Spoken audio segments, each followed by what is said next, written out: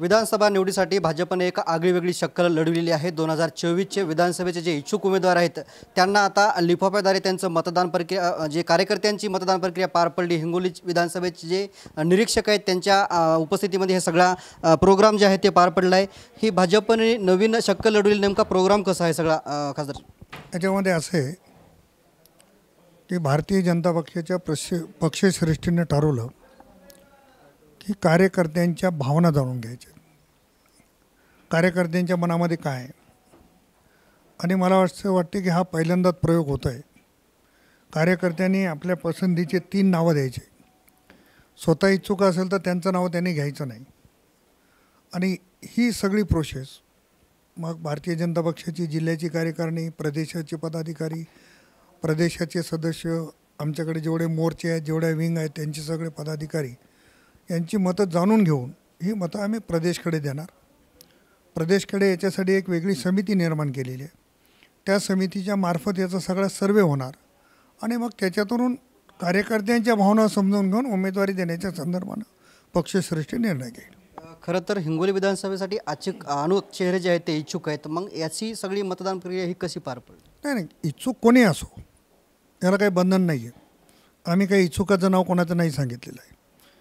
आम्ही अगोदर प्रस्तावित करताना हे सांगितलं की ज्यांचं नाव लिहायचं असेल त्यांनी लिहायचं, पण स्वतः इच्छुक असेल तर स्वतःचं नाव लिहायचं नाही, एवढीच अट आहे। त्याच्यामुळे पक्षश्रेष्ठी जो काही निर्णय घेईल, मला एकट्याला तरी हिंगोलीला पाठवला असेल तरी पूर्ण महाराष्ट्रामध्ये अनेक ठिकाणी अनेक पदाधिकाऱ्यांना त्याने पाठवलेलं आहे। नेमकं ह्या लिफाफ्यामध्ये 1 नंबरचा, 2 नंबरचा आणि 3 नंबरचा असा उल्लेख आहे। ह्यांना मतदान करणारे कोण कार्यकर्ते आहेत की पदाधिकारी आहेत? नेमकं हे भारतीय जनता पक्षाची जिल्ह्याची कार्यकारिणी, प्रदेशाचे पदाधिकारी, प्रदेशाचे सदस्य, मग आमच्याकडे जे मोर्चे आहेत, महिला मोर्चा, किसान मोर्चा, युवा मोर्चा किंवा OBC cell, SC cell, ST cell, जेवढे सेल त्या सगळ्यांचे पदाधिकारी त्यांनी आपल्या भावना या माध्यमातून पक्षश्रेष्ठीपर्यंत कळवायचे। भावना जरी त्यांना कळवल्या असल्या तरी चेहरे जे आहेत ते अनेक इच्छुक आहेत। येणाऱ्या काळामध्ये बंडखोरी, नाराजी हे ते समोर जावंच लागणार भाजपला। भारतीय जनता पक्षामध्ये बंडखोरी होईल मला असं वाटत नाही। आत्तापर्यंत जर आपण इतिहास बघितला तर बंडखोरी न होणारा पक्ष म्हणजे भारतीय जनता पक्ष। एखाद्या ठिकाणी झाली असेल, पण हे कार्यकर्त्यांच्या भावना जाणून घेऊन मग काय मत आहे, कोणाला दिली पाहिजे, याच्यासाठीची ही मदत घेण्याची प्रक्रिया आहे। साहेब, काल नांदेडमध्ये ठाकरे गटाच्या पदाधिकाऱ्याला मारहाण झाली आणि आरोप होतोय भाजपवरती, म्हणजे भाजपच्याच कार्यकर्त्यांनी मारहाण झाल्याचा आरोप होतोय।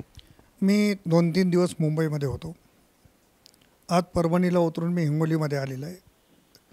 मला पण ऐकण्यात आलं, म्हणजे कार्यकर्त्यांच्या भावना आहेत, कार्यकर्त्यांच्या होत राहतात, पण याच्यामध्ये पक्षीय राजकारण करण्याची आवश्यकता असं मला वाटत नाही। भाजपमध्ये काही काँग्रेसचे आणि काँग्रेसमध्ये भाजपचे असे काही लोक असल्याची नांदेडमध्ये चर्चा आहे, हे कसं आहे सगळं? नाही, अनेक काँग्रेसची मंडळी भाजपमध्ये यायला इच्छुक आहे, हे मी सांगण्याची आवश्यकता नाही, पण भाजपमधलं काँग्रेसमध्ये कोणी जाईल असं मला स्वतःला वाटत नाही। जे काँग्रेसमधून इकडे येणारे इच्छुक आहेत त्याचा भाजपला यापूर्वी फायदा झाला का, आता पुन्हा येणार आहेत त्यांचा फायदा कसा होणार आहे? आता त्या संदर्भात न बोललेलं बरं, पण पक्षश्रेष्ठीने ठरवायचं की त्यांना घ्यायचं की नाही, तो अधिकार माझा नाही आहे। त्याच्यामुळे जेवढे लोक येतील पक्षात त्यांचं स्वागत आहे। आता स्वर्गवासी वसंतराव चव्हाण यांचं निधन झालं आहे, त्यांच्या निधनानंतर तो पोटनिवडणूक होईल। आपण ह्या पोटनिवडणुकीच्या मैदानात उतरणार आहेत की विधानसभेची तयार करतात? नेमकं गणित कसं असणार आहे? असं आहे की वसंतरावजी चव्हाणांचं दुर्दैवानं दुःखद निधन झालं। माझा जेव्हा सार्वत्रिक निवडणुकीत पराभव झाला त्यानंतर मी लोहा कंधार विधानसभेच्या मतदारसंघाच्या तयारीत लागलो, पण दुर्दैवाने ही घटना घडल्यामुळे ही पोटनिवडणूक लागेल। पक्षश्रेष्ठीला असं वाटलं की मी लोकसभा लढली पाहिजे तर लोकसभा लढेल, पक्षश्रेष्ठीने सांगितले विधानसभा लढा तर विधानसभा लढेल।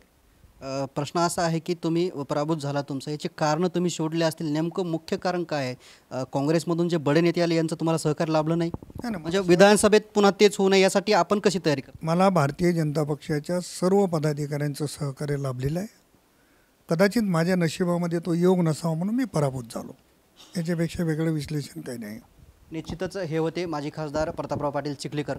कॅमेरामॅन ज्ञानेश्वर वानखेडेसह मी रमेश चेंडके, TV9 मराठी, हिंगोली।